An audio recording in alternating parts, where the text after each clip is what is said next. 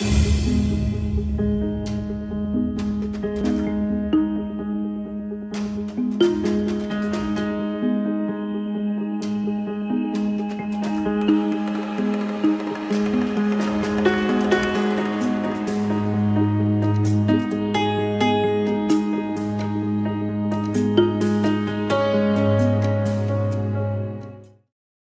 are many astronomy filters on the market today.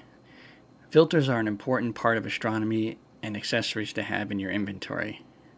In order to know what filter will best serve you, you need to ask yourself, what do you want to accomplish? Are you looking to visually observe, or are you looking to get into astroimaging? Once you establish what you like to achieve, making the filter choice truly becomes a lot easier and knowing what you want to get. Today I'll be reviewing and comparing the Astronomik UHC filter to the Solomark's UHC filter. So just please stay tuned, that review is coming up now.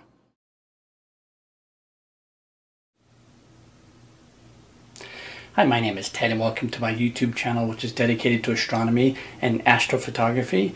Today I'm going to be doing another review on an Astronomik filter. If you haven't already seen my CLS filter review, check out my videos on my channel and you can check out that video. They make some really amazing filters. So today I'm going to be doing a review and a comparison with another filter that I bought just like it about 7 months ago maybe. It's the same style of filter. It's a UHC filter. It is a 1.25 eyepiece filter that you put on the end of your eyepiece. So I'm going to be doing a review and a comparison.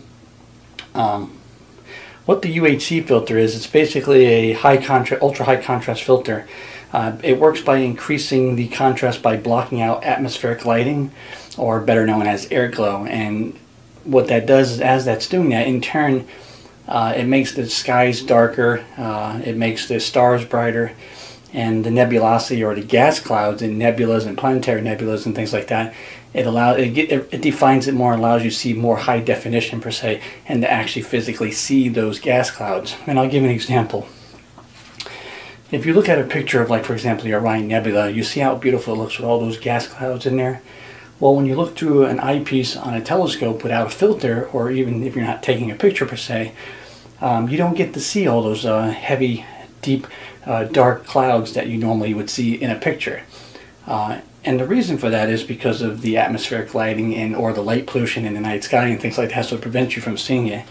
And I remember when I first started looking at Orion Nebula through an eyepiece, all you see is like a little faint cloud. So it almost looks like a little rain cloud above. It's not very defined or nothing like that. So you don't get to see the beauty, what your mind can imagine, what you want it to look like by seeing pictures of it. That's where the UHC filter comes in.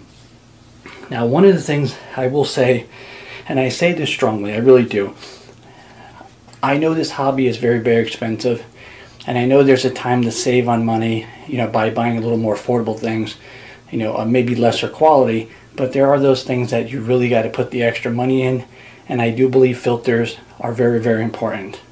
So spending the extra money on filters is very important to me. So I will spend the extra money as long as I'm getting a really good filter. So with that being said, I bought the Solomark's UHC filter about 7 months ago. I think it was like 7 or 8 months ago.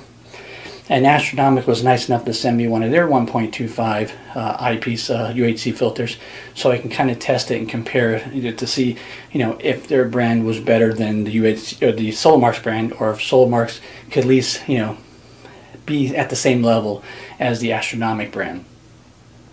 So I kind of broke this group down into 4 categories. One was the construction. Oh, can't get that one out. They both came in nice cases. They're both pretty much heavy duty. The Solomark's was a little thicker or wider as opposed to the Astronomik. That didn't change anything whatsoever. The other thing I did was test how easy it was to clean it. And I took my finger and I stuck it on the glass, on the optical thing, to just kind of put my fingerprint on it per se. And it does actually leave a fingerprint. So cleaning them was equally. They both earned 2 stars. One for cleaning and one for durability and construction, the quality of it. The other category I broke it down was if it has, basically increase the contrast if it really held up to its name. The Solomarks didn't really do a really good job at increasing the contrast. I mean, it did a little bit. Again, for an affordable filter, it wasn't that bad back in the day when I bought it.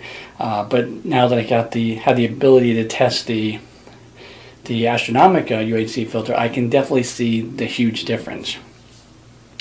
The other thing I tested on was the nebulosity, or the gas clouds, and how defined they were. And one of the biggest ones I've tested on was naturally the Orion Nebula first, because that is pretty much the big nebula that everybody always looks at, which has a really deep, dark, high definition set of gas clouds that you don't normally get to see when you're visually observing it. So the Astronomik filter definitely got 4 stars for, you know, durability, cleaning, the brighter stars, higher contrast, and gas clouds. These got 2 because, again, this one didn't perform too well in the contrast department and bringing out the clouds as much as I would have wanted it to. Now, to me, I'm going to say this, and I recommend the Astronomik filter always. I would definitely highly suggest, if you do not own a UHC filter, I would definitely get one. And the reason why is because this is kind of a must-to-have when you're visually observing the night sky. It's really designed more for visually observation. It's not really particularly designed for imaging. You can still image with it, and you do get some really good images. It's just like if you use it with a DSLR, I noticed I got some color shifting, which still wasn't bad, because I would just go in Photoshop or even like a red stack or something and layer with a bunch of other images, so I still get the same color that you would if you were just taking a normal picture with just a DSLR. But if you're an amateur astronomer or a professional astronomer, it doesn't really matter. If you're out there and you really want to visualize the night sky and get some beautiful quality observing, this is definitely a must to have in your inventory of accessories. I would definitely get an Astronomik UHC filter. You will not regret it. Seriously, it literally changed everything that I looked at dramatically. And I even wrote a list of things that I've actually I've observed. I observed the M24 star cloud. Now, when I look at the M24 star cloud in Sagittarius with any one of my 3 telescopes, I get to see a lot of stars, but I don't get to see that real full cluster or cloud of stars like you normally will, because if you see images of it, the images are beautiful, you know. So what the UHC filter was, it brightened all those stars that were faint, ones that you couldn't see, and it literally made it so thick. It was really, really beautiful to see. So it changed the way I looked at that as well. I did the M27 dumbbell nebula. Again, when you're looking at it through just an eyepiece telescope, you don't get to see all that gas color in the little apple core nebula there, or the dumbbell nebula, like you get to see it with the UHC filter. I did the M38 starfish cluster, the M44 beehive cluster. I looked at the moon. Of course, the moon looks very beautiful. Actually, the moon, I'll show you a picture of the moon. It was actually more of a blue tint. I like the blue moon effect. I don't know why. It's just something that's really attractive to me. It's light on the eyes. It's not so bright, so it looks really, really nice. I'll put a picture of that in the video as well. The other thing was Jupiter. Now, most of you who have actually observed Jupiter knows that when you're looking at Jupiter through an eyepiece, you don't really get to see all that definition in the bands of clouds that are on the planet itself. This literally changed the way I think about Jupiter, because to me, I like Jupiter, but I just get so bored with it because I can't really see all that definition per se. Now, when I'm taking pictures, long exposures, that's fine. I get to see it eventually.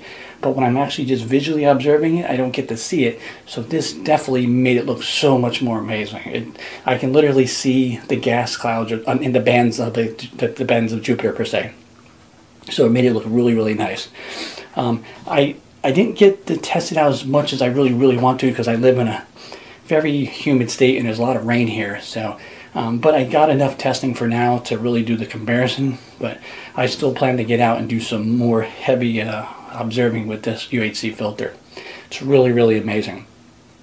They do make it in a variety of sizes. The 1.25 for the 1.25 eyepieces. They sell them in 2-inch, I believe, if I'm not mistaken. So if you have 2-inch eyepieces, definitely check them out. I'll put their link in the description. You know, see what they got, because they got other filters as well. Again, if you haven't already even seen my CLS clip filter review, check it out.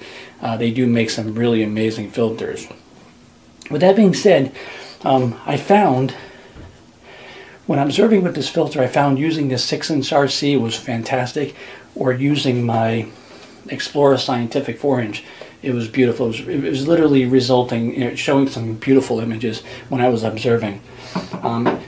It was okay in my 8-inch Newtonian, but I think it was better in these two telescopes.